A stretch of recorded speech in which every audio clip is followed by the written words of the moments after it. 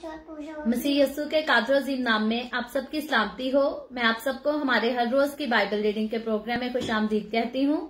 मेरे अजीजों, कल हमने खुदावंद के कलाम में से पैदाइश की किताब उसके 12वें बाब को सीखा था और आज हम अपनी बाइबल रीडिंग को आगे बढ़ाते हुए पैदाइश की किताब उसके 13वें बाब को खुदावंद के कलाम में से सीखेंगे। और कल नेटवर्क कनेक्शन की वजह से जो हमारी पिछले चैप्टर की 10 आयत जो है वो मिस हो गई थी, उन पर भी जो है आज हम रिव्यू करेंगे, थोड़ी सी बात करेंगे। लेकिन इससे पहले हम खुदावंद के कलाम को पढ़ें और उस पर मजीद आगे बढ़कर बातचीत करें। हम अपनी डेली रूटीन के मुताबिक पहले एक गीत गाएंगे, फिर उसके बाद दुआ करेंगे और फिर खुदावंद के कलाम को सीखेंगे। तो आज जो गीत है मेरे पास गाने के लिए, मेरे पास जो गीत है, ये कितना हसीन वादा ये किया खुदावंद ने, जहाँ 2 या 3 जमा हो मैं हूँ हाजिर उनमें। बहुत खूबसूरत गीत है, आप सब मिलकर मेरे साथ गाएं, खुदावंद की सिताइश करें और उसके बाद हम दुआ करके खुदावंद के कलाम को सीखेंगे। और मैं गुजारिश करती हूँ आप जितने मेरे साथ ऑनलाइन आ चुके हैं, इस वीडियो को अपनी वॉल पर और दूसरे ग्रुप्स में शेयर करें, अपने फ्रेंड्स को इनवाइट करें ताकि मजीद लोग हमें खुदावंद का कलाम सुनने के लिए ज्वाइन कर सकें।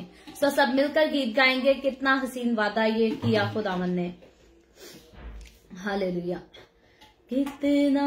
हसीन वादा ये किया खुदावंद ने, कितना हसीन वादा ये किया खुदावंद ने, जहाँ 2 या 3 जमा हो मैं हूँ हाजिर उनमें, जहाँ 2 या 3 जमा हो मैं हूँ हाजिर उनमें। तुझे अकेला ना छोड़ूं मैं, रूह अपनी भेजूं, तुझे अकेला ना छोड़ूं मैं, रूह अपनी भेजूं, तुझे अनाथ भी ना छोड़ूं, एक मददगार भेजूं, तुझे अनाथ भी ना छोड़ूं, एक मददगार भेजूं। यीशु के सिवा ये कब है बात कही किसने, यीशु के सिवा ये कब है बात कही किसने, जहाँ 2 या 3 जमा हो मैं हूँ हाजिर उनमें, जहाँ 2 या 3 जमा हो मैं हूँ हाजिर उनमें। दस्तक वो देता है चाहे हर दिल में आना, दस्तक वो देता है चाहे हर दिल में आना, भरता उसको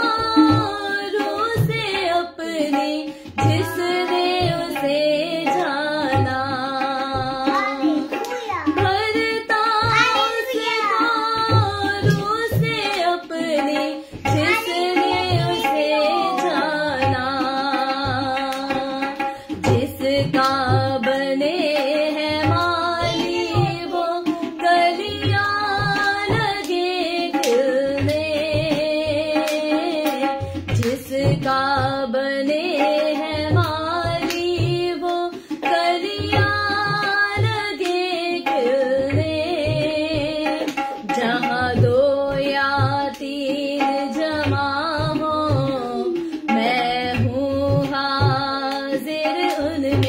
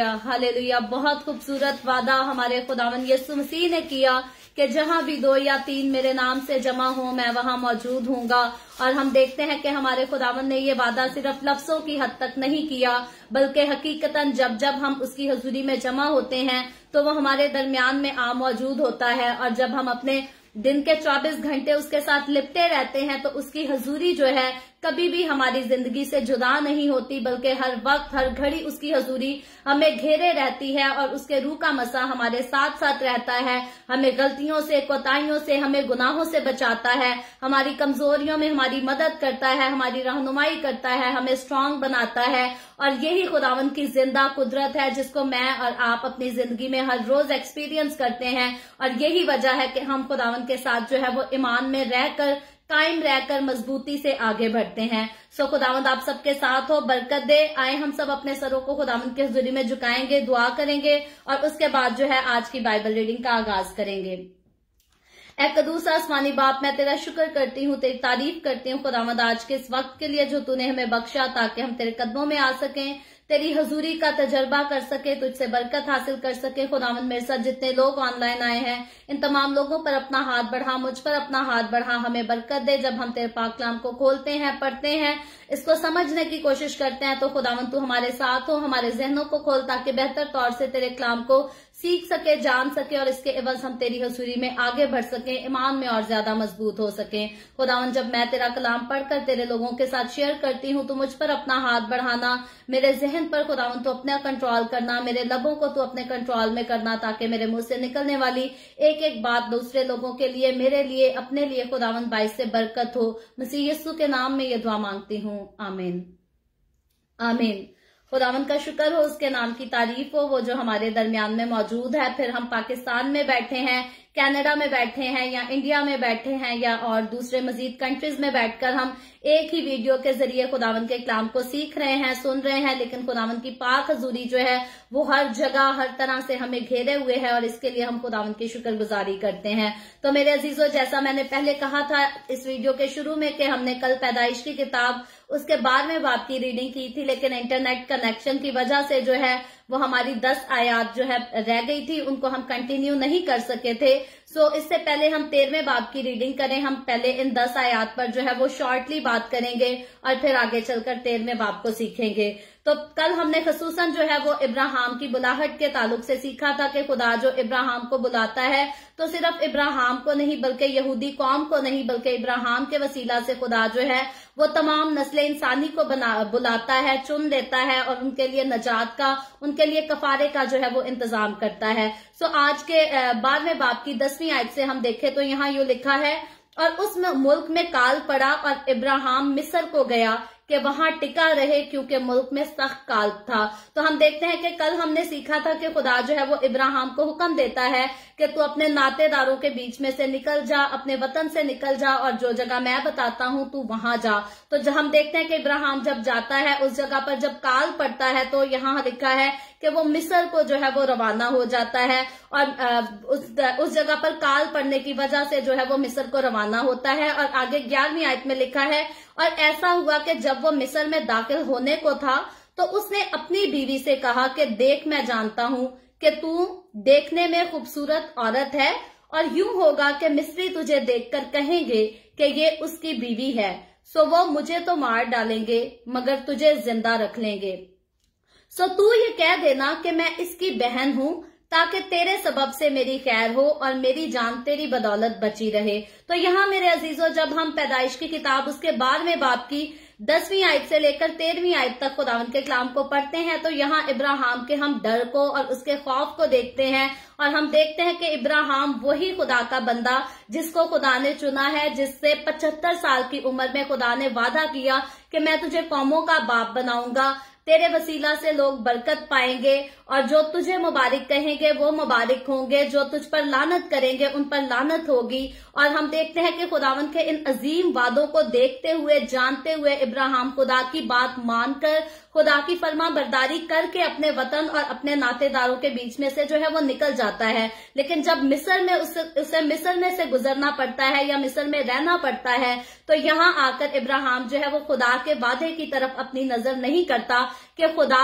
जो मुझे खल्क करने वाला है, जिसने मुझसे वादा किया है कि मैं तुझे कौमों का बाप बनाऊंगा, वो मुझे मिस्र में मरने कैसे दे सकता है। तो जैसे इंसान होते हैं, हम देखते हैं इंसान कमजोर है, इंसान डर जाता है। तो इब्राहिम भी जो है उस वक्त अपनी बीवी सारी से जो है वो झूठ बुलवाता है, और इसी खौफ में कि वो लोग जो है मुझे मार ना दें, और तेरे सबब से अगर तू कह देगी कि मैं इसकी बहन हूं, मैं इसकी बीवी नहीं हूं, तो फिर तेरे सबब से वो जो है वो मुझे जीता रहने देंगे। और ये वजह है कि इब्राहिम जो है अब अपनी बीवी से झूठ बुलवाता है। और आगे 14वीं आयत में लिखा है, और यूं हुआ कि जब इब्राहिम मिस्र में आया तो मिस्रियों ने उस औरत को देखा कि वो नहायत खूबसूरत है। ये औरत जो है ये इब्राहिम की बीवी सारी की बात हो रही है कि वो मिस्री उसे देखते हैं कि ये बहुत खूबसूरत औरत है। और फिरौन के उमरा ने उसे देखकर फिरौन के हजूर में उसकी तारीफ की, और वो औरत फिरौन के घर में पहुंचाई गई। तो अब हम देखते हैं कि मिस्र में दाखिल होने के वक्त जो इब्राहिम के दिल में डर था, खौफ था, अब वो पूरा होते हुए जो है वो दिखाई देता है। जब वो उस औरत को जानते हैं, देखते हैं कि वो बहुत खूबसूरत है, तो वो फिरौन के पास जो है वो बुलाई जाती है। और आगे 16वीं आयत बयान करती है, लिखा है, और उसने उसकी खातिर इब्राहिम पर एहसान किया, और भेड़ बकरियां और गाय बैल और गधे और गुलाम और लौंडियां और गदियां और ऊंट उसके पास हो गए। तो यहाँ हम देखते हैं कि फिरौन को जो है वो बताया गया है कि इब्राहिम की बीवी जो सारी है वो इब्राहिम की बीवी नहीं बल्कि उसकी बहन है। और जब वो इब्राहिम से उसकी बहन को लेता है तो उसके एवज जो है उसको भेड़ बकरियां देता है, गाय बैल देता है, गधे और गुलाम भी देता है, और लौंडियां भी देता है। फिर लिखा है गदियां और ऊंट भी जो है वो उसको दे देता है, क्योंकि इसके एवज वो उसकी बहन देता है, उसके एवज जो है उसको वो चीजें देता है। और अगर हम देखें तो ये जो है ये जहेज की रसूमात का जो है उसकी अक्कासी करते हुए हमें नजर आती है। जैसे आज पाकिस्तान और इंडिया के कल्चर में, एशियन कल्चर में जो है बहुत सारे कंट्रीज में ये पाया जाता है कि कोई जब भी किसी की बेटी को ब्याह के लाता है तो उसके घर वालों से यानी कि लड़की के घर वालों से बहुत सारा सामान बटोरा जाता है। जहेज का कह करके जहेज भी दो अपनी बेटी के साथ साथ। और कई लोग तो होते हैं जो बाइक की भी डिमांड करते हैं, मोटरसाइकिल दो, कार दो बेटी के साथ साथ। लेकिन बाइबल मुकद्दस में जब हम पुराने अहदनामा को स्टडी करते हैं तो यहाँ हमें रिवाज जो है वो थोड़ा डिफरेंट नजर आता है। यहाँ जिसकी बेटी ली जाती थी उससे सामान नहीं लिया जाता था, बल्कि उसको उसके एवज जो है वो सामान दिया जाता था। और ये बात जो है ये समझने वाली है, और बाइबल मुकद्दस जो है वो कहीं भी इस चीज की इजाजत नहीं देती कि आप किसी की बेटी को अपने घर लेकर आओ और उसके साथ साथ जो है उसके माँ बाप से सामान भी जो है उसकी तवक्को करो कि ये अपनी बेटी को जहेज भी दें और अपनी बेटी का ख्याल भी रखें। और बाद में फ्यूचर में भी कुछ लोग ऐसे हैं कि जो अपनी बहुओं को जो है वो डिमांड करते हैं कि अपने बाप से कह के तुझे ये लेकर दे, अपने बाप से कह के तेरे शौहर को ये लेकर दे। लेकिन बिब्लिकल ये चीज जो है ये टोटली तौर पर गलत है। खुदावंद का कलाम जो है ये इस बात की इजाजत नहीं देता कि आप किसी के घर की बेटी को तो अपने घर में ले आएं और उसके साथ साथ जो है वो घर के सामान की डिमांड करें। हालांकि शादी का रिश्ता जो है ये मर्द और औरत के बीच में जो बनता है, इस एक रिश्ते के साथ साथ मर्द और औरत का मिलाप नहीं बल्कि दो खानदानों का मिलाप होता है। और पाकिस्तान या इंडिया के कल्चर में हम देख लें, एशियाई कल्चर में देख लें, तो बहुत सारे रिश्ते ऐसे हैं जब दो खानदानों का मिलाप होने का वक्त होता है तो बहुत सारे लोगों में बड़े बड़े झगड़े जो है वो जहेज पर आकर शुरू होते हैं। और फिर जहेज की वजह से शुरू हुए झगड़े जो है आखिरकार जो है वो मियाँ बीवी की तलाक कराकर छोड़ते हैं, क्योंकि मियाँ बीवी की आपस में बन नहीं पाती। अक्सर औकात कभी होता है शौहर की माँ उसको जिताती है कि तेरे ससुराल वालों के पास तो बड़ा पैसा है, उन्होंने तुझे ये नहीं दिया, उन्होंने तेरे लिए ये नहीं किया। लेकिन अगर हम बिब्लिकल कल्चर को देखें, पुराने अहदनामा के कल्चर को देखें, तो ये तो सिर्फ हमने पैदाइश की किताब इसके बाद में बाब की जो है ये तकरीबन गालबन 16वीं आयत में हमने ये कल्चर सीखा है। लेकिन आगे जब जाकर हम ओल्ड टेस्टामेंट को मजीद स्टडी करेंगे तो और हमें हवाला जात इसके बारे में मिलेंगे कि जब किसी की बेटी ली जाती थी तो उसके एवज जो है बेटी के घर वालों को सामान दिया जाता था, ना कि बेटी के माँ बाप से जो है वो जहेज वसूल किया जाता था। तो आगे बढ़कर जब हम 17वीं आयत देखते हैं तो 17वीं आयत में लिखा है, पर खुदावन ने फिरौन और उसके खानदान पर इब्राहिम की बीवी सारी के सबब से बड़ी बड़ी बलाएं नाजिल की। तब फिरौन ने इब्राहिम को बुलाकर उससे कहा कि तूने मुझसे ये क्या किया? तूने मुझे क्यों ना बताया कि ये तेरी बीवी है? तूने ये क्यों कहा कि वो मेरी बहन है, इसीलिए मैंने उसे लिया कि वो मेरी बीवी बने। सो देख तेरी बीवी हाजिर है, उसको ले और चला जा। और फिरौन ने उसके हक में अपने आदमियों को हदायत की और उन्होंने उसे और उसकी बीवी को उसके सब माल के साथ रवाना किया। सो ये जो है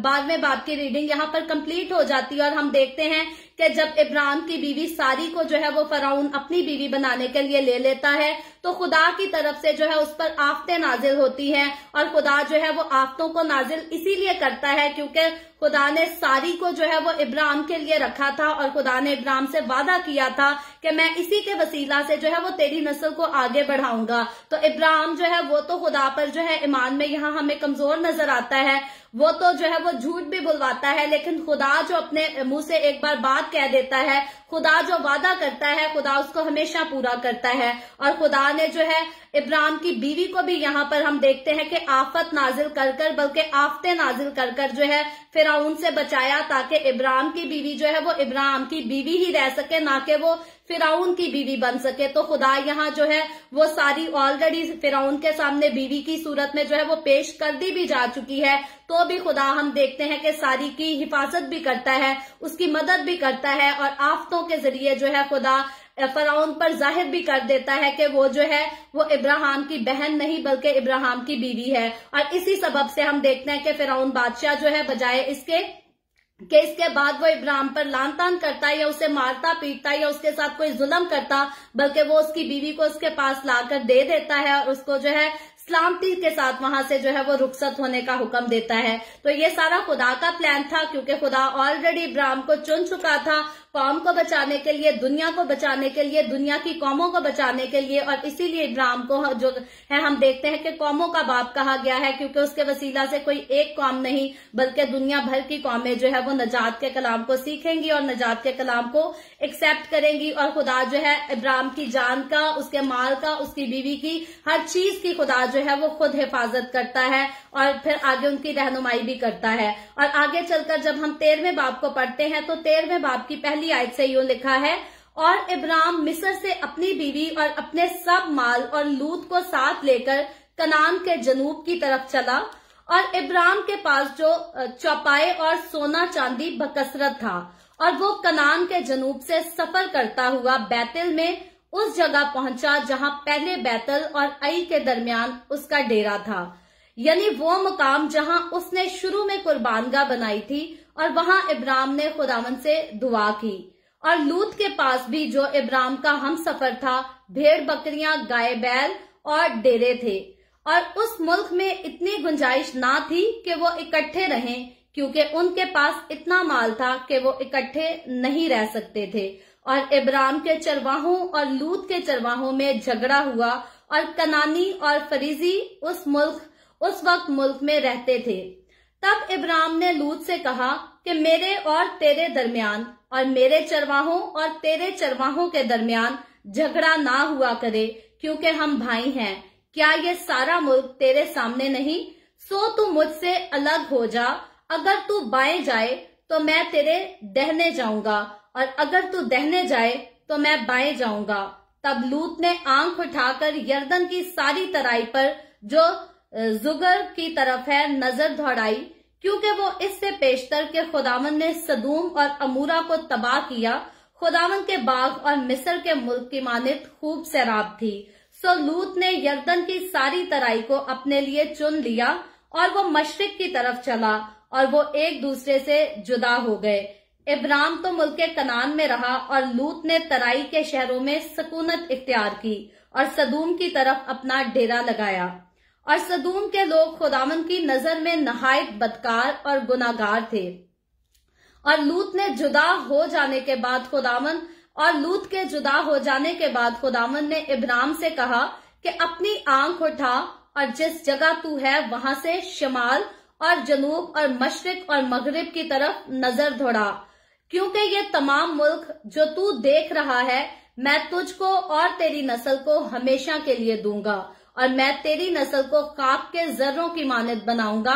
ऐसा कि अगर कोई शख्स खाक के जर्रों को गिन सके तो तेरी नस्ल भी गिन ली जाएगी। उठ और इस मुल्क के तवीलो अर्ज में सैर कर क्योंकि मैं उसे तुझको दूंगा। और इब्राहिम ने अपना डेरा उठाया और ममरे के बलूतों में जो हेब्रून में है जाकर रहने लगा और वहां खुदा के लिए एक कुर्बानगाह बनाई। खुदावन के पाक कलाम पढ़े और सुने जाने पर खुदावन की बरकत हो, खुदावन का शुक्र हो। मेरे अजीजों, यहाँ हमने जो है उस वाक्य को देखा है कि इब्राहिम को जो है वो मुल्क मिस्र से सलामती के साथ उसकी बीवी के साथ जो है वो रवाना कर दिया जाता है। हालांकि फिरौन बादशाह जो है वो इब्राहिम की बीवी को अपनी बीवी बनाने के लिए लेता जरूर है, लेकिन खुदा जो है उसको नुकसान पहुंचने नहीं देता, बल्कि बाहिफाजत आफते नाजिल करके फिरौन से जो है इब्राहिम की बीवी सारी को बचा लेता है और छुड़ा लेता है। और जब 13वें बाब में हम इंटर होते हैं तो इसकी पहली आयत जब हमने देखी तो यहाँ यूं लिखा था, और इब्राहिम मिस्र से अपनी बीवी और अपने सब माल और लूत को साथ लेकर कनान के जनूब की तरफ चला। तो यहाँ जो है हमने ये आयत पढ़ी, पहली आयत 13वें बाब की, इससे मुराद कनान का जो है ये खुश्क जनूबी हिस्सा है। और इब्राहिम पहले भी जो है हमने देखा था कि इसी इलाके में हिजरत करके आया था। इस बात को हमने कल तफसील के साथ पढ़ा था। और पैदाइश की किताब 12वें बाब की 9वीं आयत के मुताबिक हमने देखा था कि इब्राहिम पहले इसी इलाके में हिजरत करके आया था। और फिर पैदाइश की किताब उसके 24वें बाब की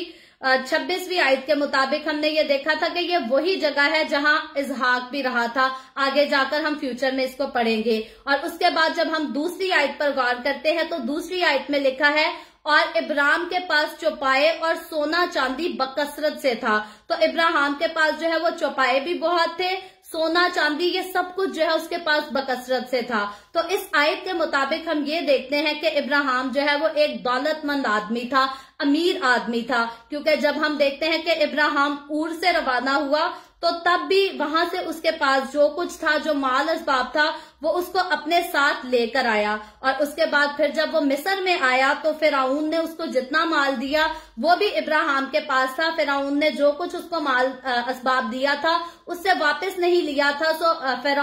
इब्राहिम का अपना माल और जो माल उसे फिरौन की तरफ से मिला था, इब्राहिम की दौलत जो है यहाँ पर डबल हो गई, मजीद उसमें इजाफा हो गया। और इब्राहिम इसी वजह से जो है वो मजीद जो है वो दौलतमंद आदमी था। और उस जमाना में दौलत में इजाफे और उसे कायम रखने के जो है वो कई तरह के मुख्तलिफ अंदाज थे, आज भी हैं, कि इंसान किस तरह से दौलतमंद हो सकता है और अपनी दौलत को किस तरह से सेफ भी रख सकता है, अच्छा खा पी भी सकता है, अच्छी जिंदगी बसर भी कर सकता है। तो उस दौर की अगर बात करें तो उस दौर में भी जो है वो कई मुख्तलिफ तरह के अंदाज थे। जैसा कि हम जानते हैं कि कीमती धातें जो थी वो लोग जो है अपने पास रखते थे, उनको जमा करते थे और उनके साथ जो है वो दौलतमंद हो जाते थे। फिर जवाहरात थे, फिर खाने पीने की अशिया, और फिर मवेशी जो है, मवेशी बहुत ज्यादा मिकदार में उस वक्त जो है वो लोग पाला करते थे। और उनके पास बड़ी बड़ी जमीनें होती थी और बहुत सारे जानवर होते थे। और इसी वजह से जो है इसके सबब से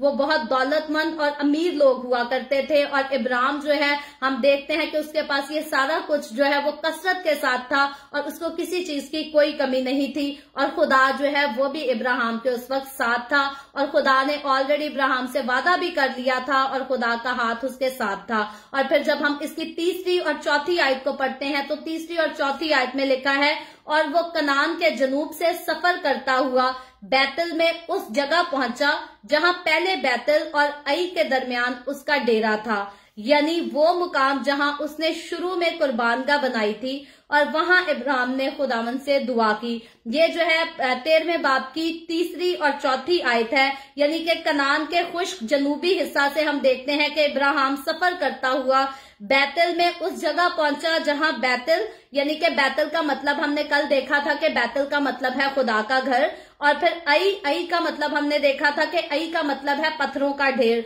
तो इब्राहिम जो है वो वहां से सफर करता हुआ इनके दरमियान उस जगह में जो है आ गया जहां उसका डेरा था, यानी कि जहां शुरू में कुर्बानगाह इब्राहिम ने बनाई थी और फिर खुदावन से इब्राहिम ने वहां दुआ भी की थी। और ये फिक्रा जो है खास हम देखते हैं कि खास किस्म की प्रस्तिश के माहौल का मफहूम है। इसके बारे में भी हम ऑलरेडी कल बात कर चुके हैं। और इब्राहिम की जिंदगी पर गौर करें तो वो भी जो है वो जानवरों की कुर्बानी जो है खुदावन की हुजूरी में गुजरानता था। और जानवरों की कुर्बानी के ताल्लुक से हम पहले भी सीख चुके हैं कि हाबिल ने जानवरों की कुर्बानी चढ़ाई, उसके बाद नूह ने जब कुर्बानी चढ़ाई तो उसने भी जो है वो जानवरों की कुर्बानी चढ़ाई। और अब इब्राहिम की जब जिक्र आया है कुर्बानी का, तो इब्राहिम भी यकीनी तौर पर जो है वो जानवरों की कुर्बानी ही खुदावन की हुजूरी में जो है वो चढ़ाता है। और यहाँ इब्राहिम खुदा के साथ अहद यानी कि वादा की शख्सी मौजूदगी की जो है वो नुमाइंदगी भी करता है खुदा के साथ। अब जो इब्राहिम का है वो एक खूबसूरत रिलेशनशिप शुरू हो गया है,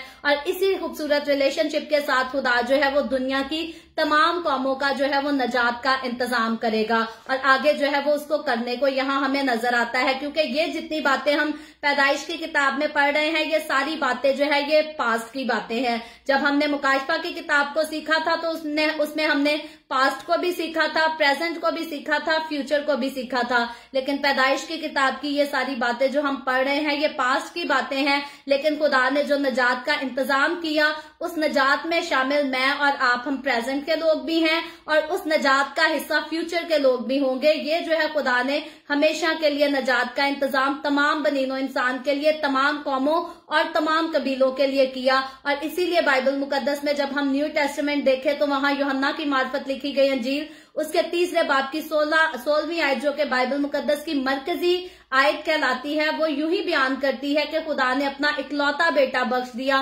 ताकि जो कोई उस पर ईमान लाए हलाक ना हो, हमेशा की जिंदगी पाए। तो वहां जो है वो वहां किसी भी स्पेसिफिक, किसी एक कौम, किसी एक कबीले का जिक्र नहीं, बल्कि जो कोई यानी कि किसी भी कौम से, किसी भी कबीले से, किसी भी भाषा के जो है मानने वाले या बोलने वाले कोई भी जो यीशु पर ईमान लाएगा वो हमेशा की जिंदगी पाएगा, वो हलाकत से यानी कि दूसरी मौत से यानी कि आग में जाने से जो है वो बच जाएगा। तो खुदा जो है इंसान की नजात के काम को जो है वो शुरू इब्राहिम को चुनकर करता हुआ हमें नजर आता है। और इस आयत के मुताबिक हम देखते हैं कि इब्राहिम का भतीजा, जब हम 5वीं आयत पढ़ते हैं तो 5वीं आयत में लिखा है, और लूत के पास भी जो इब्राहिम का हम सफर था भेड़ बकरियां, गाय बैल और डेरे थे। यानी कि इब्राहिम तो मालदार था, वो दौलतमंद था, अमीर था, लेकिन उसका भतीजा जो लूत उसके साथ आया था, इब्राहिम के भाई का बेटा, वो भी दौलतमंद था, वो भी अमीर था, उसको भी किसी चीज की जो है वो कोई कमी नहीं थी। और आगे चलकर जब हम 6ठी आयत देखते हैं तो 6ठी आयत में लिखा है, और उस मुल्क में इतनी गुंजाइश ना थी कि वो इकट्ठे रहें, क्योंकि उनके पास इतना माल था कि वो इकट्ठे नहीं रह सकते थे। और आगे 7वीं आयत में लिखा है, और इब्राहिम के चरवाहों और लूत के चरवाहों में झगड़ा हुआ, और कनानी और फ्रीजी उस वक्त मुल्क में रहते थे। तो यहाँ जो है यहाँ कनानियों का जिक्र किया गया है और फरीजियों का जिक्र किया गया है, लेकिन उससे पहले जो जिक्र 6ठी आयत में मिलता है वो हमने ये देखा कि उस वक्त मुल्क में इतनी गुंजाइश ना थी कि वो इकट्ठे रहें, क्योंकि उनके पास इतना माल था कि वो इकट्ठे नहीं रह सकते थे। तो ये आज के दौर के भी अगर हम बात करें तो आज भी ऐसा ही है, जब इंसान के पास बहुत कुछ भर जाता है, जैसे फैमिलीज को हम देखें कि बहुत सारे लोग हैं जो इस बात की ख्वाहिश करते हैं कि हमने सारी जिंदगी इकट्ठे रहना है, ज्वाइंट फैमिली में ही रहना है, लेकिन जैसे जैसे उनके खानदान के फर्द बढ़ते हैं, बच्चे आगे बढ़ते हैं, उनके अखराजात आगे बढ़ते हैं, तो फिर आखिर में जो है उनको बंटवारा करना पड़ता है, अलग होना पड़ता है। तो उस वक्त के लिहाज से हम देखते हैं कि इब्राहिम की दौलत में भी कोई कमी नहीं थी और उसके भतीजे लूत की दौलत में भी जो है वो कोई कमी नहीं थी, और इसलिए उनका जो है आपस में गुजारा जो है वो फिर नामुमकिन दिखाई देता है। हालांकि जब हम आगे की आयतों को जाकर पढ़ते हैं तो वहां से हमें पता चलता है कि इब्राहिम और उसके भतीजे के बीच में अपना जो है वो किसी किस्म का कोई झगड़ा या रंजिश हमें नजर नहीं आती, क्योंकि अगली आयतें बताती है कि उनके जो है वो चरवाहों का आपस में जो है वो झगड़ा होता है। लिखा है, और इब्राहिम के चरवाहों और लूत के चरवाहों में झगड़ा हुआ, और कनानी और फिरजी उस वक्त जो है वो मुल्क में रहते थे। तो यहाँ इब्राहिम और लूत के रिलेशनशिप पर कोई बात नहीं की गई कि उनका आपस में कोई झगड़ा था या वो एक दूसरे से हसद करते थे। जैसे आज के दौर में तो हम देखते हैं कि खानदान के दो लोग जब आपस में बहुत तरक्की करने लग जाएं तो एक जो है वो दूसरे से हसद करना शुरू करता है, जेलस फील करना शुरू कर देता है कि इसके पास मुझसे ज्यादा क्यों है। तो यहाँ इब्राहिम और लूत के दरमियान हमें कोई झगड़ा नहीं मिलता, बल्कि उनके चरवाहों के दरमियान जो है आपस में झगड़ा होता है। और फिर जब कनानी और फिरजी लिखा है कि उस मुल्क में वहां मौजूद थे, तो कनानी जो है ये फलस्तीन के बासियों के लिए ये एक मजलूई जो है ये इस्तिलाह है, जैसे कि अमूरी है, इसी तरह जो है यहाँ कनानी के लिए वर्ड यूज हुआ है। और उसके बाद फरीजी का मतलब है देहाती, फरीजी लोग जो है ये देहाती लोगों को कहा गया है। और आगे बढ़कर जब हम 8वीं और 9वीं आयत पढ़ते हैं तो 8वीं और 9वीं आयत में लिखा है, तब इब्राहिम ने लूत से कहा कि मेरे और तेरे दरमियान और मेरे चरवाहों और तेरे चरवाहों के दरमियान झगड़ा ना हुआ करे, क्योंकि हम भाई हैं। क्या ये सारा मुल्क तेरे सामने नहीं? सो तू मुझसे अलग हो जा, अगर तू बाएं जाए तो मैं दहने जाऊंगा, और अगर तू दहने जाए तो मैं बाएं जाऊंगा। तो अब हम देखते हैं कि जब उनके चरवाहों का आपस में झगड़ा नजर आता है, तो यहाँ इब्राहिम जो है वो समझदारी के साथ, मेच्योरिटी के साथ जो है वो एक डिसीजन लेता है कि इससे पहले कि हमारा और मजीद जो है इन चरवाहों का झगड़ा बढ़ता रहे या लड़ाई झगड़े होते रहे, इब्राहिम उसको जो है वो सजेशन देता है कि हम जो है आपस में अलग हो जाते हैं। बेहतर है कि झगड़े आपस में मजीद बढ़े, हम अलग हो जाएं और ये झगड़ा जो है वो खत्म हो जाए। और आज भी मैं और आप अगर अपने दौर की बात करें तो जब खानदानों में बहुत झगड़े बढ़ना शुरू हो जाएं, गलत फहमियां बढ़ना शुरू हो जाएं, तो लोग जो है इसी बात को डिसाइड करते हैं कि बजाय इसके कि एक घर में रहकर एक दूसरे के साथ तू मैं करते रहें, लड़ाई झगड़ा करते रहें, इससे बेहतर है कि हम जो है अलग हो जाएं, दूर रह ले, लेकिन एक दूसरे को जब भी मिले हंसकर मिले, प्यार से मिले, मोहब्बत से मिले। और बहुत सारे लोग हैं जब इस बात को, इस काम को एक्सपीरियंस करते हैं, तजर्बे के लिहाज से जब इस सफर से गुजरते हैं, तो जितने उनके बीच के जो है वो लड़ाई झगड़े होते हैं, गलत फहमियां होती हैं, एक दूसरे से गिले शिकवे होते हैं, जब वो अलग अलग रहने लगते हैं, दूर रहने लग जाते हैं, तो वो गिले शिकवे जो है वो दोबारा प्यार में, मोहब्बत में और याद में जो है वो बदल जाते हैं। तो सेम सिचुएशन यहाँ हम देखते हैं कि इब्राहिम जो है लूत के साथ अपने रिलेशनशिप को बचाने के लिए जो है, वैसे उसे लूत से नफरत नहीं थी, वैसे उसको लूत से जो है किसी किस्म की कोई कदूरत, कोई हसद नहीं थी, और ना हमें लूत के दिल में नजर आता है कि इब्राहिम के लिए कोई नफरत या कोई कदूरत थी। ऐसा इनके बीच में कुछ नहीं था, लेकिन मजीद वो अपने रिलेशनशिप को जो है वो कायम रखने के लिए, स्ट्रांग रखने के लिए जो है वो वक्ती तौर पर सेपरेट होने का जो है वो इरादा करते हैं। और हकीकतन इनके अलग होने में जो है खुदा की भी मर्जी शामिल थी, क्योंकि अगर खुदा की मर्जी शामिल ना होती तो फिर ऐसा कभी ना होता। और आगे बढ़कर हम देखते हैं कि जब 10वीं आयत पढ़ते हैं तो 10वीं आयत में लिखा है, तब लूत ने आंख उठाकर यरदन की सारी तराई पर जो जुगर की तरफ है नजर दौड़ाई, क्योंकि वो इससे पेशतर कि खुदावन ने सदूम और अमूरा को तबाह किया। खुदावन के बाग और मिस्र के मुल्क की मानिद खूब सैराब थी। तो यहाँ हम जब 9वीं आयत हमने पढ़ा तो यहाँ जो है इब्राहिम लूत को चॉइस देता है कि तू एक तरफ चला जा, दूसरी तरफ मैं चला जाता हूँ, और इब्राहिम फिर उसको जुबान भी देता है कि जिस तरफ तू जाएगा मैं उस तरफ को नहीं आऊंगा, बल्कि मैं दूसरी तरफ को ही रहूंगा। तो अब हम देखते हैं कि लूत जो है वो वहां यरदन की सारी तराई की जमीन जो है बहुत खूबसूरत इलाके को जो है वो चुन लेता है। और 11वीं आयत बताती है, सो लूत ने यरदन की सारी तराई को अपने लिए चुन लिया और वो मशरिक की तरफ चला और वो एक दूसरे से जुदा हो गए। तो 11वीं आयत में हम देखते हैं 13वें बाब की 11वीं आयत में कि लूत और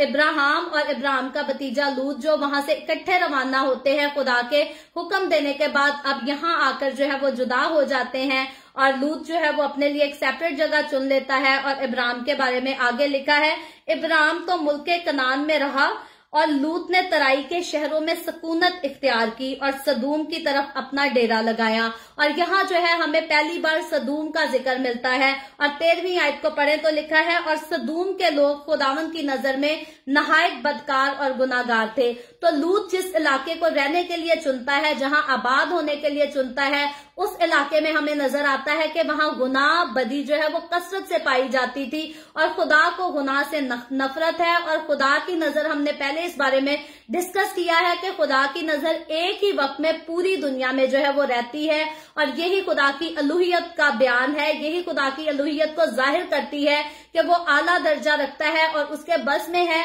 उसके लिए ऐसा मुमकिन है कि वो एक वक्त में जो है वो पूरी दुनिया को, तमाम बनीनो इंसान को, यहाँ तक कि इंसान के दिल में क्या है, इंसान के जहन में क्या है, वो हर चीज पर निगाह करता है। तो हम देखते हैं कि सदूम में अगर गुनाह था, बदी थी, तो खुदा की नजर से कुछ भी छुपा नहीं था, बल्कि खुदा उस सारे मामले को जो है वो जानता है। और आगे 14वीं आयत में लिखा है, और लूत के जुदा हो जाने के बाद खुदावन ने इब्राहिम से कहा कि अपनी आंख उठा और जिस जगह तू है वहां से शिमाल और जनूब और मशरिक और मगरिब की तरफ नजर दौड़ा। तो अब हम देखते हैं कि फिर जो है वो खुदा इब्राहिम के साथ हम कलाम होता है, उसके साथ बात करता है और उसको कहता है तू अपनी नजर जो है उठा और देख। इससे पहले हम देखते हैं कि खुदा जो है इब्राहिम को हुक्म भी देता हुआ नजर आता है, उससे वादे भी करता हुआ नजर आता है, लेकिन अब जो मजीद खुदा और इब्राहिम की आपस में कॉन्वर्जेशन में जो है अब हमें इजाफा दिखाई देता है। अब खुदा उसको पहली बार कहता है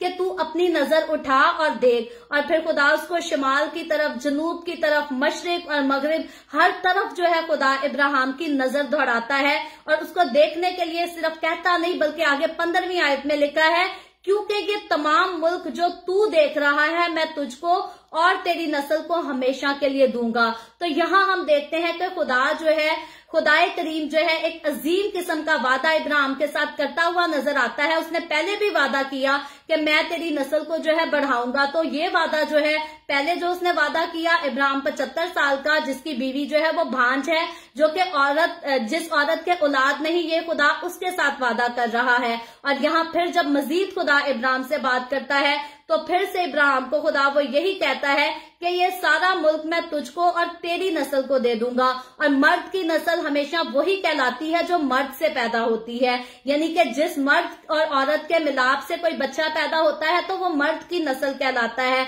वो बच्चा हकीकतन अगर हम मेडिकल की तरफ गौर करें, मेडिकल को पढ़ के देखें, तो खून तो उसमें जो शामिल होता है वो माँ का शामिल होता है, क्योंकि बच्चा कभी भी मर्द के खून से नहीं बनता, बल्कि मर्द के तुखम से जो है वो बच्चा माँ के पेट में पड़ता है। लेकिन जो बच्चा माँ के पेट में ग्रो करता है, जो बनता है, बढ़ता है 9 महीने, तो वो अपनी माँ के खून से भरता है। तो ये हमारे पाकिस्तान में जो है, या एशियन कंट्रीज की बात करें तो अक्सर लड़ाई झगड़े होते हैं, तो बीवी को बड़े ताने दिए जाते हैं कि ये बच्चा जो तेरी गोद में है ये हमारा खून है। बल्कि शौहर तो कहे ना कहे, बाकी ससुराल के लोग ही कह कर जरूर जो है वो औरत को सताते और कहते हैं ये हमारा खून है। हालांकि अगर हम बच्चे के लिए देखें तो माँ और बाप उन दोनों का हिस्सा होता है। तो बच्चा जो है अपने बाप की तो नस्ल कहलाता है, लेकिन जिस खून के साथ बच्चा माँ के पेट में बनता है वो अपनी माँ के खून के साथ बनता है। और हकीकतन जो बच्चा होता है वो माँ का खून होता है, और अपने बाप की जो है, मर्द की नस्ल जो है वो उसकी अपनी औलाद से भरती है। और इसीलिए यहाँ खुदा जो है वो इब्राहिम से, उस इब्राहिम से जिसकी बीवी भांज है और वो खुद भी बुजुर्ग है, वो खुद भी बुढ़ापे की उम्र में है, लेकिन खुदा उसको कहता है कि मैं तेरी नस्ल को बढ़ाऊंगा, यानी कि मैं उस औलाद को बढ़ाऊंगा जो तुझसे, तेरे सुलभ से जो है वो पैदा होगी। ये खुदावन का हमें अजीम जो है वो वादा इब्राहिम के साथ नजर आता है। और हकीकतन अगर इंसानी सोच के मुताबिक देखें तो ये काम, ये बात जो है नामुमकिन सी मालूम होती थी कि इब्राहिम के बुढ़ापे में और उसकी भांज बीवी से जो ऑलरेडी बुढ़ापे में जा चुकी है, किस तरह से जो है वो औलाद पैदा हो सकती है। लेकिन खुदा, हम देखते हैं कि खुदा हमेशा नामुमकिन कामों को मुमकिन बनाता है। और ये मेरे और आपके दौर की बात नहीं, बल्कि यीशु मसीह के खिदमत, जमीनी खिदमत के दौर की सिर्फ बात नहीं कि खुदा ने नामुमकिन कामों को मुमकिन बनाया हो, बल्कि जब हम ओल्ड टेस्टामेंट की स्टडी करते हैं तो ओल्ड टेस्टामेंट में हमें बेशुमार ऐसे वाकयात मिलेंगे, ऐसे मौके मिलेंगे, ऐसे मौजज़ात देखेंगे जो कि इंसानी सोच और इंसानी समझ से मुकम्मल तौर पर बाहर हैं, लेकिन खुदा जो है उनको मुमकिन बनाता हुआ हमें नजर आता है। तो यही वजह है कि इब्राहिम और उसकी बीवी सारी, जो कि भांज थी और दोनों बुढ़ापे के दौर में थे, उनसे औलाद पैदा हो, ये नामुमकिन बात थी। इंसान के मानने से ये जो है बिल्कुल बात बाहर है। अगर हम मेडिकली साइंस के बारे में देखें तो तब भी ये बात हमें जो है नामुमकिन दिखाई देती है, लेकिन खुदा जो है अपने मुंह से जिस बात का वादा करता है वो फिर दुनिया के लिए, इंसान के लिए तो नामुमकिन हो सकती है, लेकिन खुदावन अजीम के सामने हम देखते हैं, खुदाए अजीम के सामने कोई भी काम, कोई भी बात कुछ भी नामुमकिन नहीं, वो जो कहता है उसको करके दिखाता है। और आगे 16वीं आयत में लिखा है, और मैं तेरी नस्ल को खाक के जर्रों की मानद बनाऊंगा, ऐसा कि अगर कोई शख्स खाक के जर्रों को गिन सके तो तेरी नस्ल भी गिन ली जाएगी। तो यहाँ हम देखते हैं खुदा जो है वो साफ साफ इब्राहिम से अपने उस वादे को जो है वो क्लियर कर रहा है, अपने उस वादे की जो है वो वजाहत दे रहा है। यानी कि अगर इब्राहिम के बेटे इसहाक से आगे उसकी नस्ल बढ़ेगी तो वो नस्ल जो है किस तरह से दुनिया में हम देखते हैं कि खुदा कहता है कि कोई खाक के जर्रों को गिन सके तो तेरी नस्ल भी गिन ली जाएगी। तो यहाँ ये बात हो रही है, ये सारे उन नजात याफ्ता लोगों के लिए बात हो रही है, क्योंकि इब्राहिम को खुदा ने चुना तो सिर्फ अपनी जाती कॉन्वर्जेशन के लिए नहीं चुना, बल्कि इब्राहिम को हमने देखा कि खुदा ने चुना तो कौमों की नजात के लिए चुना, ताकि कौमें उसके वसीला से बरकत पाएं, कौमें उसके वसीला से यस्सु के पास आए, हमेशा की जिंदगी में शामिल हो सके। और यही बात हम देखते हैं कि आज के दौर की मेरी और आपकी बात भी कर लें, हमारे दौर की बात भी कर लें, तो खुदावन यस्सु के खून से धुले हुए लोग जो हैं, जो नजात याफ्ता लोग इस रूहे जमीन पर रहते हैं, उनको गिनना किसी के लिए भी जो है वो नामुमकिन बात है। आज भी हर मुल्क में जो है वो लोग सालों में गिने जाते हैं, जो है उनकी दर्जबंदी होती है, उनके नाम लिखे जाते हैं, उनके एड्रेसेस लिखे जाते हैं, लेकिन हकीकतन मसीही कौम जो है इस दुनिया पर इस कदर बढ़ चुकी है कि कोई भी एग्जैक्ट इनकी जो है वो कैलकुलेशन नहीं कर सकता। और ये खुदा का इब्राहिम के साथ वादा था कि कोई तेरी नस्ल को गिन ले, तो कोई खाक के जर्रों को अगर गिन सके तो इसका मतलब कि तेरी नस्ल भी गिन ली जाएगी। और हकीकतन खाक के जर्रों को जो है वो कोई भी नहीं गिन सकता, किसी के लिए भी ऐसा मुमकिन नहीं कि वो खाक के जर्रों को गिन सके। और यही बात है कि मसीह की कौम जो मसीह के खून से खरीदी गई, जो नजात में शामिल हो गई, उसको भी गिनना जो है वो नामुमकिन काम नजर आता है। और ये खुदावन का अजीम वादा हमें देखते हैं कि पैदाइश की किताब उसके 13वें बाब की 16वीं आयत में हमें नजर आता है। और ये आज भी मेरे और आपके दौर में हम इस खुदा के अजीम वादा को पूरा होते हुए देखते हैं। जितने भी खुदा ने वादे किए, ओल्ड टेस्टामेंट में देख ले या न्यू टेस्टामेंट में, सारे पूरे होते हुए हमें दिखाई देते हैं। ऐसा कोई वादा नहीं खुदा का जो उसके मुंह से बात निकली हो तो पूरी ना हुई हो। जो खुदा ने कहा उसको खुदा ने पूरा करके दिखाया। और आगे 17वीं आयत को पढ़े तो लिखा है, उठ और इस मुल्क के तूल और अर्ज में और सैर कर, क्योंकि मैं इसे तुझको दूंगा। और इब्राहिम ने अपना डेरा उठाया और ममरे के बलूत में जो हबरून में है जाकर रहने लगा, और वहां खुदावन के लिए एक कुर्बानगाह बनाई। तो अब हम देखते हैं कि खुदा उसको फिर कहता है कि उठ और इस जगह चला जा। और फिर इब्राहिम जो है वो खुदा की बात मानता है, खुदा की बात सुनता है और उसकी फर्मा बरदारी करता है। और जिस जगह खुदा उसे जाने को कहता है वो फिर से उधर जाता है। और फिर खास बात हम दोबारा देखते हैं कि उसने फिर से वहां जो है वो खुदा की हजूरी में कुर्बानगाह बनाई, यानी कि खुदावन को उसने हर चीज में जो है वो अव्वल दर्जा दिया, अहमियत दी। और फिर जब एक बार इब्राहिम को खुदा ने चुन लिया तो हम देखते हैं कि वो इब्राहिम जो है वो खुदा पर यकीन रखता है, ईमान रखता है। हालांकि बाद में बाप के जब आखिरी हिस्से को हमने देखा तो वहां जो है इब्राहिम के ईमान में हमें शक भी नजर आता है, क्योंकि अगर इब्राहिम इस बात को सोचता कि खुदा ने मुझसे वादा किया है कि मैं तेरी नस्ल को बढ़ाऊंगा, तो फिर फिरौन कौन है जो मुझे मार डाले, या मिस्र के लोग कौन है जो मुझे मार डाले। तो वहां हमें जो है एक जगह पर इब्राहिम कमजोर जरूर नजर आता है, लेकिन आगे बढ़कर जब हम देखते हैं तो इब्राहिम जो है वो खुदा का फर्मा बरदार हमें नजर आता है। इससे पहले कि वो मिस्र में अपनी बीवी से झूठ बुलवाता, इससे पहले भी उसने खुदा की फर्मा बरदारी की। जब खुदा ने उसे कहा कि अपने वतन को छोड़कर चले जा, अपने सारे रिश्तेदारों को छोड़कर चला जा, और हमने देखा था कि मेरे और आपके लिए अगर हमें जो है ऐसा स्टेप लेना पड़े, मैंने एक एग्जांपल भी दी थी कि जब मुझे मेरी फैमिली के साथ पाकिस्तान से निकलना पड़ा था तो हमारे लिए कितना मुश्किल वक्त था। और यहाँ तक के 8 साल गुजर गए हैं, आज तक जो है हम उस बात को सोचते हैं, याद करते हैं। जब हम नहीं जा सकते, किसी के दुख में शामिल नहीं हो सकते, किसी की खुशी में शामिल नहीं हो सकते, तो हमारे लिए जो है वो बहुत तकलीफ का मुकाम होता है। हम यहाँ अपने काम तो करते हैं, हंसते खेलते भी हैं, लेकिन हमारे अंदर, दिल के अंदर जो तकलीफ होती है उसका बयान जो है हम जुबान से, लफ्जों से नहीं कर सकते।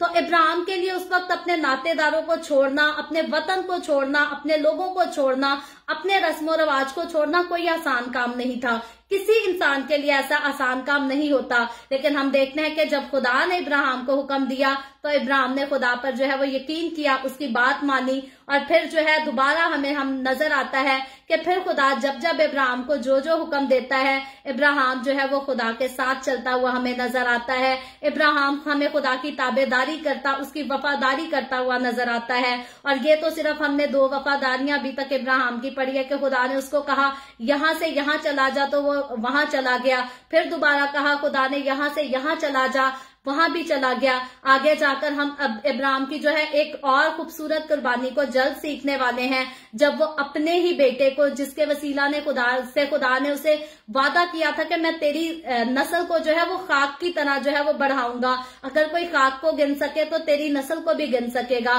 तो हम देखते हैं कि जब खुदा इब्राहिम से उस बेटे की कुर्बानी को मांगता है तो इब्राहिम फिर भी खुदा से जो है वो आर्ग्यूमेंट नहीं करता। वो तब भी नहीं कहता कि खुदा तूने तो मेरी नस्ल बढ़ाने का वादा किया है, तो तू इसी मेरी औलाद को कुर्बान करने को कह रहा है। तो इब्राहिम की वफादारी जो है हमें खुदा के साथ आगे बहुत ज्यादा और ज्यादा खूबसूरती से आगे बढ़ती नजर आएगी। और हकीकतन इब्राहिम ने खुदा की वफादारी की, उसकी बात मानी, और हम देखते हैं कि खुदा ने इब्राहिम को चुना तो इब्राहिम ने भी खुदा की बात मानी, उसने भी वफादारी की। और मेरे और आपकी, हमारी निजात का वो वादा जो खुदा ने किया था, शैतान को हराने का वादा जो खुदा ने किया था, उस वादे को हम यीशु मसीह की सूरत में जो है वो पूरा होते हुए देखते हैं। यीशु मसीह के सलीब पर लटकाए जाने पर, अपनी रूह को जो है वो अपने जिस्म पर अपने इख्तियार के सबब से निकालने पर और फिर से मुर्दों से जी उठने पर हम देखते हैं कि यीशु मसीह की फतह, उसी फतह को हम देखते हैं जिसका खुदा ने जो है वो वादा किया था और शैतान को कहा था कि औरत की नस्ल से जो आएगा वो तेरे सर को कुचल डालेगा। तो खुदा का ये सारा प्लान था इब्राहिम को चुनना, मेरे और आपकी निजात के लिए, हमारी गुजरी हुई नस्लों के लिए, हमारी आने वाली नस्लों के लिए। खुदावन ने हम सबको बचाने के लिए बड़ा खूबसूरत, बड़ा आला इंतजाम किया। और मेरे और आपके लिए जरूरी है कि जब हम खुदावन के इस सारे खूबसूरत कामों को देखते हैं, पढ़ते हैं, सुनते हैं, सीखते हैं, तो हमें ईमान में और ज्यादा मजबूत होना है। जिस तरह हम देखते हैं कि इब्राहिम जो है वो खुदा की हजूरी में वफादारी से चलता रहा, मुझे और आपको, हमें भी खुदावन की हजूरी में वफादारी के साथ चलना है। और याद रखें, इब्राहिम की कमजोरी का जिक्र किया गया है बाइबल में, क्योंकि बाइबल मुकद्दस जो है खुदा बताता है खुदा किसी का तरफदार नहीं, खुदा हर किसी के साथ इंसाफ करता है। तो खुदा ने अपने लोगों की भी जो है वो गलतियों पर पर्दा नहीं डाला, तरतीब से खुदा ने पूरी सच्चाई से अपने कलाम में अपने लोगों की कमजोरियों को भी ऐड कराया है, उनके गुनाहों को भी ऐड कराया है, और फिर उनके गुनाहों की माफी और गुनाह के बायस जितनी खुदा से दूरी आई, जो सजा मिली, उन सारी बातों को जो है खुदा ने तफसील के साथ बाइबल मुकद्दस में लिखवाया है। और ये मेरे आपके सीखने के लिए है, ताकि हम इससे सीखें और इससे लेसन ले सकें। तो कभी भी जो है खुदा के बरगजीदा लोगों की जो गलतियां हैं, जो खामियां हैं, कमजोरियां हैं, कभी भी उनको देखकर, उनको पढ़कर मुझे और आपको इनकरेज होकर ये कहने की जरूरत नहीं कि इब्राहिम ने ऐसा काम किया था तो हम भी कर लेंगे तो कोई बात नहीं। याद रखें, खुदा को गुनाह से भी नफरत है, खुदा को झूठ से भी नफरत है, और मुझे और आपको कभी भी हमें बुरे कामों में इन्वॉल्व नहीं होना चाहिए। जैसे कल मैंने एक एग्जाम्पल दी थी कि हमें एक ऐसा भी कपल मिला, एक ऐसा भी मर्द मिला जिसने एक वक्त में 2 बीवियों को रखा हुआ था, और जब कोई जानता था, कोई पूछता था, तो वो कहता था एक तो मेरी बीवी है और दूसरी जो है वो मेरी चाचाजाद या तायाजाद बहन बताता था। तो वो जब उसको कुछ लोगों को पता चल गया कि भाई ये तो दोनों ही तेरी बीवियां हैं, तो तू एक को बीवी बताता है, एक को बहन बताता है, तो वो फौरन आगे से जवाब देता है, जी बाप इब्राहिम ने भी तो ऐसा किया था, अगर उसने कर लिया तो मैं नहीं कर सकता। तो ऐसे भी इस दुनिया में जो है वो कम अकल लोग हैं जो बिब्लिकल हम देखते हैं कि बातों को लेकर अपनी जिंदगी में गुनाह को आगे बढ़ने देते हैं। लेकिन हम देखते हैं कि इब्राहिम ने अगर ऐसा किया था तो खुदा ने इब्राहिम की बीवी को जो है वो फराउन के पास रहने नहीं दिया था, टिकने नहीं दिया था, बल्कि खुदा उसके शौहर के पास उसको सलामती से बाहिफाजत जो है वो वापस ले आता है और उसको उसके हवाले कर देता है। तो खुदा जो है वो कभी भी बेगैरती के कामों को जो है वो पसंद नहीं करता। खुदा हमारा गैरत वाला खुदा है और वो मुझे और आपको कभी भी ऐसी नसीहत नहीं करता। ये कमजोरियां बताई जरूर गई हैं, लेकिन इन कमजोरियों का, इन गुनाहों का आगे इंजाम भी बताया गया है। और मुझे और आपको, हमें कोई जरूरत नहीं कि हम जो है वो किसी मुकद्दसीन हस्ती के जो है वो किसी कमजोरी को लेकर अपनी जिंदगी में अप्लाई करें और फिर खुदावन का गजब जो है हमारे ऊपर नाजिल हो। तो खुदावन के गजब से बचने के लिए, उसके गुस्से से बच बचने के लिए कि इससे पहले उसका गजब, उसका गुस्सा हमारे ऊपर भड़के, हमारे लिए बेहतर ये है कि जब इतनी खूबसूरत हस्तियों की खूबसूरत तरीन बातों को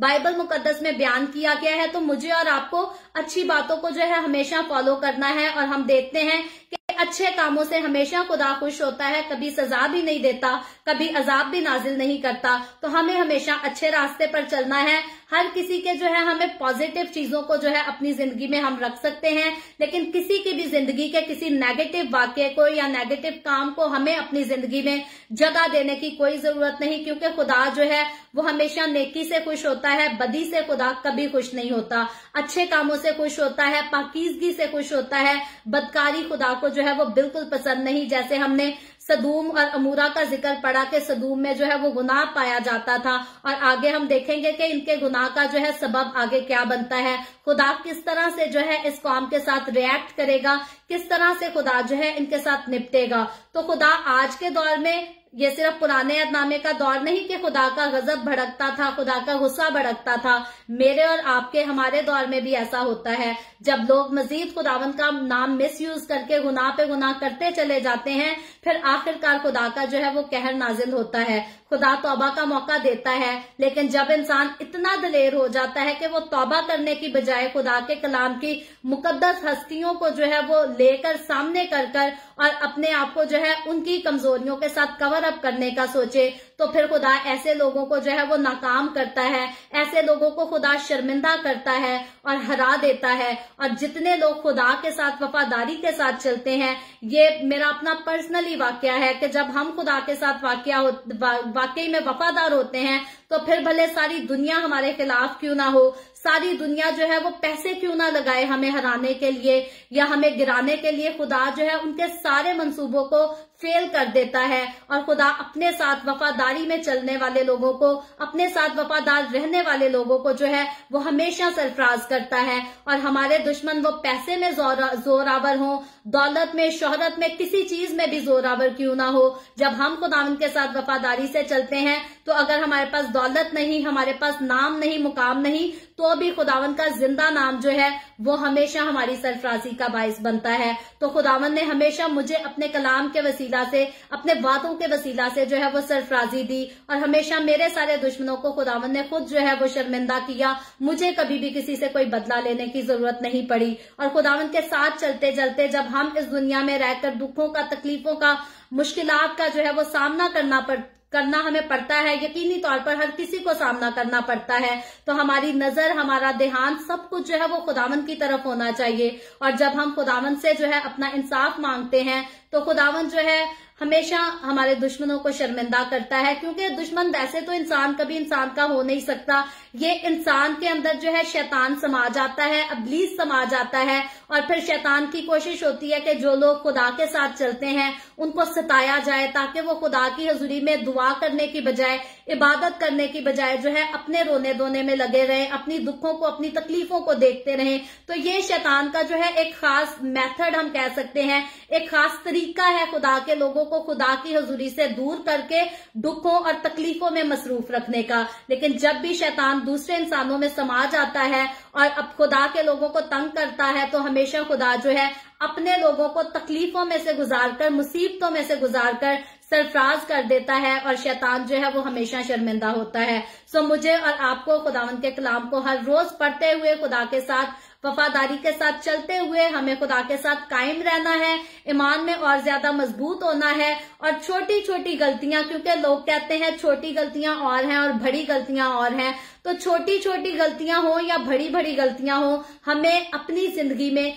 किसी गलती को भी जगह नहीं देनी, किसी कमजोरी को जगह नहीं देनी, क्योंकि जब खुदा ने मुझे और आपको अपने रूह से मामूर किया है, तो जो जिंदगी रूह से मामूर हो गई, उस जिंदगी में गुनाह की, गलती की, कमजोरी की कोई गुंजाइश नहीं, क्योंकि रूह जो है वो ताकतवर है, रूह हमारी कमजोरियों में हमारी मदद करता है। और मेरे और आपके, हमारे लिए जरूरी है कि हम उस रूह के ताबे अपने आप को करके इब्राहिम खुदा के बंदे की तरह खुदा के साथ वफादारी के साथ, फर्मा बरदारी के साथ चलते रहें, और फिर खुदा जितने वादे हमसे करता है वो हकीकतन जरूर मेरी और आपकी जिंदगी में अपने सारे वादों को हमेशा पूरा करता रहेगा। जो खुदावंद आज के कलाम के वसीला से मुझे और आपको हम सबको बहुत बरकत बख्शे। अभी हम दुआ करेंगे और इससे पहले मैं दुआ करूं, आप सबसे गुजारिश करूंगी, आपके पास कोई भी प्रेयर रिक्वेस्ट है तो आप नीचे कमेंट में लिख सकते हैं।